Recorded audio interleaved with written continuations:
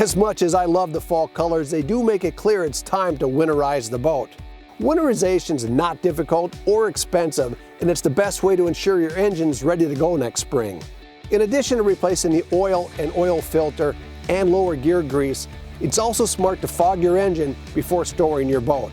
A quality fogging oil protects your engine's internal components during storage, as remaining moisture and other contaminants can cause corrosion. Start by mixing a quart of Yamalube EFI engine fog in 2 gallons of gasoline, treated with Yamalube Fuel Stabilizer and Conditioner Plus to keep it fresh until next spring.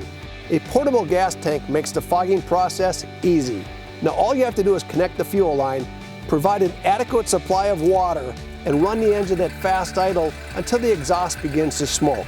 This may take a few minutes. There's the smoke. My engine is now properly fogged. When it comes to achieving peak performance, maintenance matters.